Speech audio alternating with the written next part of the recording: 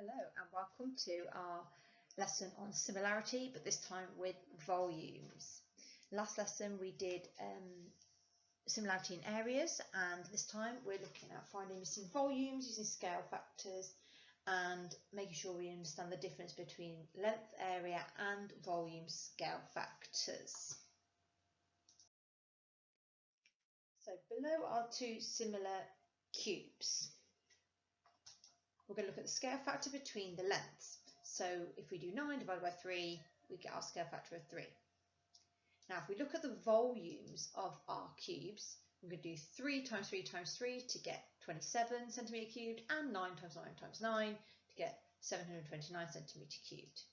So if we look at the scale factor of these volumes, we do 729 divided by 27, and that gives me 27. Okay, and as you can see, the scale factors for the lengths and the volumes are quite a bit different. Now, what is the actual link between them? You might remember that the area scale factor was the square of the length. And if you look at these numbers here, you can see that 27 is the cube of 3.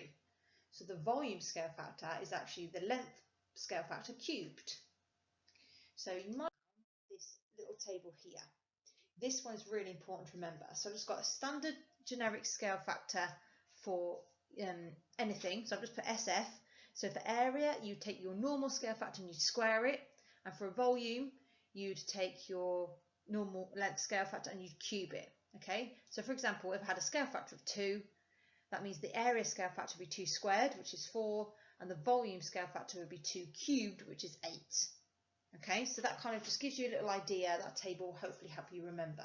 But you've got to think about the context of your question. So this one here, slightly out of season with the snowmen, but there we go.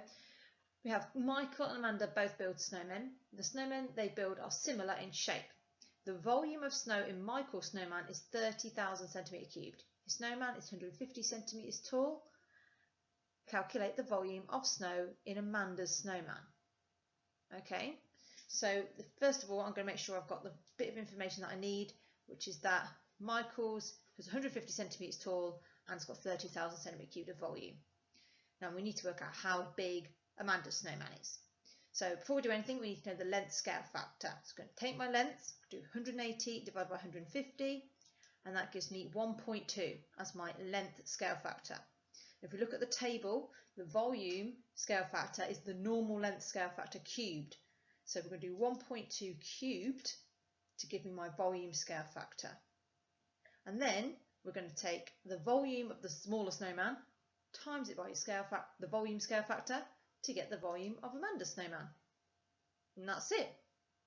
But the thing that people miss out in the exam is that they use the wrong scale factor to work out the volume or the area. So you've got to be really, really careful.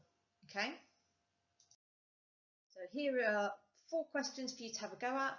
Pause the video, make sure you write down the length scale factor first, and we'll go for the answers in a little bit. Okay, so these are your answers. We've got number 1, I've written down the length scale factor and the volume and then worked out what X is. Same for 2, same for 3, and on 4 we're going to run through together just because it's not quite as straightforward as the other ones. Okay, and you might have got a little bit stuck on that, which is fine. It's just slightly different. So this was question 4. 2 similar cylinders are shown below. The volume of each cylinder is given. What is the height of cylinder B? Now you might have noticed that the problem with this one is that we don't have the height, i.e. a length scale factor, to work that out. But we've got 2 volumes instead. So this is a working backwards question. So normally we would find the length scale factor, but we can't. So we're going to look at the volumes, which we can totally do. So with volume scale factor, let's do that first. We're going to do 3,600 divided by 450 to give me a volume scale factor of 8. Now we know that something cubed gives me 8, and that something is going to be my length scale factor. Okay, so if we cube root this 8, that will tell us what the length scale factor is, because we know that the 8 is the length scale factor cubed. So we're going to work backwards, okay? We're going to cube root it, and that will tell me that the length scale factor is 2. And if we know that, that means we can now do 10 times 2 to give me the height of cylinder B, which is 20. So sometimes it's okay, you might have to use the volume or area scale factor to find your length scale factor working backwards, and that's fine. Okay, just make sure you use whether it's been cubed or squared, and use the appropriate opposite, cube root or square root. Okay, so we've got one final question about similarity and volume. So if you want to pause the video and have a go on your own, go ahead. But I'm actually going to go through it now to show you a few little things that might help you in the future. So the question says, a food manufacturer makes 1 kilogram packs of icing sugar as shown. The manufacturer wants to make a smaller pack to hold just 125 grams. Work out the dimensions of the smaller pack. Now we need to make sure we know what the question is asking here. First of all, dimensions, if you couldn't remember or weren't sure, are just the height, the depth and the base of the packet. Okay, and also we need to point out here that we haven't actually got a picture of two things, but we need to think about what we're looking for. This line here, the manufacturer wants a similar smaller pack to hold just 125 grams. If a pack can hold 125 grams, that means there's 125 grams of icing sugar going into the box, which means that 125 is the volume because it's going in the packet.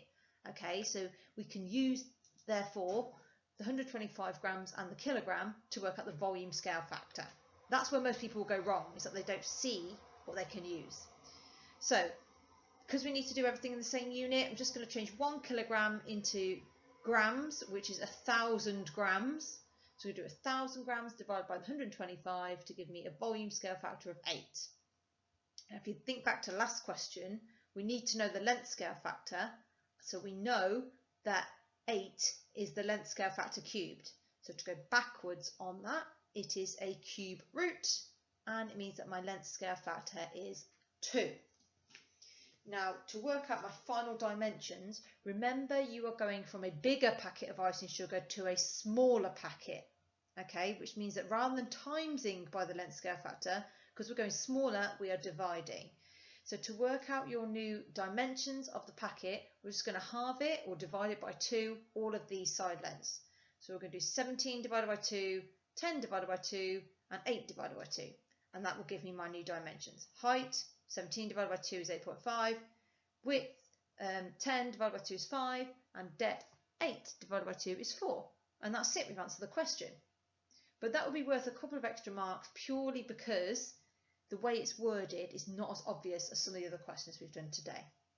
So hopefully that's helped you, and hopefully you've understood how to now find volume scale factors and how to answer some problems using similarity and volumes.